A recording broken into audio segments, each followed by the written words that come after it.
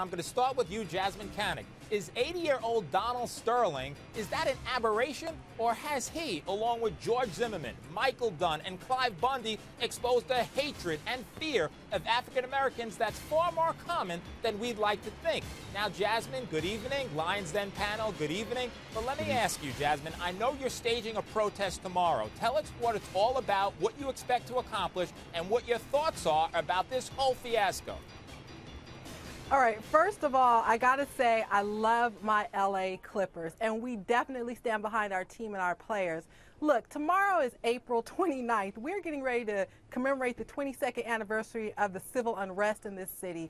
And it's really, really sad that on the eve of that, Donald Sterling's comments had to come out. It just goes to show that we haven't come that far. But we want to make it clear to the rest of the country that Los Angeles does not feel like how Donald Sterling feels, and he does not represent the bulk of Angelenos. We're a very diverse city. We love our team. We love our players. He has got to go. We will be boycotting those games, and we're going to let the world know that tomorrow. Well stated, well, Jasmine.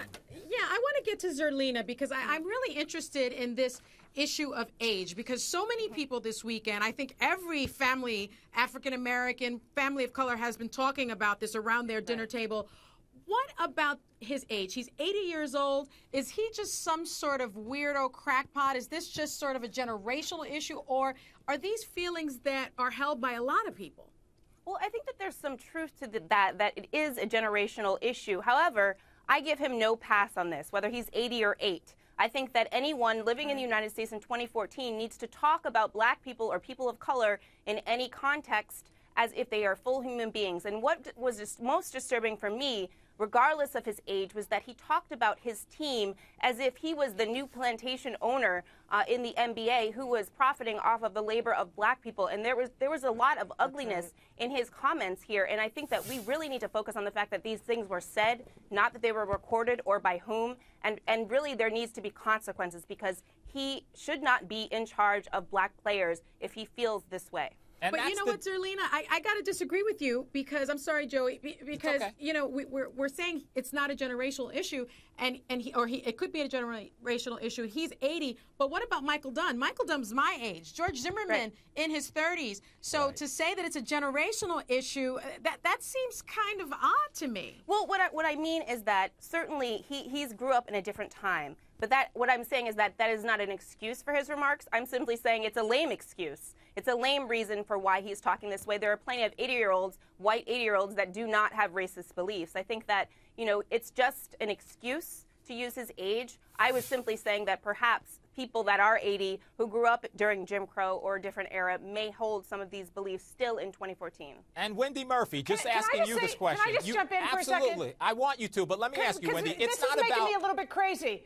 We are in 2014. That's right. And we have to debate this? We have to debate whether this guy should lose his job. We have to debate whether he deserves to be a bazillionaire. What country do I live in? Look, here's what I made about the guy. Can you see this? I see it very well. He's a freak. He's a freak. This is what we all need to do. He is a freak. And those Clippers, let me tell you something. Not only should they be putting their outfits on inside out, they should throw every game until he steps down. Well, here's the problem. The problem, Wendy, and I think everyone should be outraged. It's not only African American, it's not only people of color. I think everyone of good heart and mind would agree that this was abhorrent and outrageous. However, Wendy, I take issue with this. The players have worked all their life. They are gifted, they are talented, they are skilled. And because their bonehead owner says something that they don't believe in, should what they have worked so hard for just be thrown away? Yeah, and I got to agree with you on that. Throw one game, Joey. Throw one game, and he'll be gone, and they'll have a new owner the next day, and then they'll win all their games.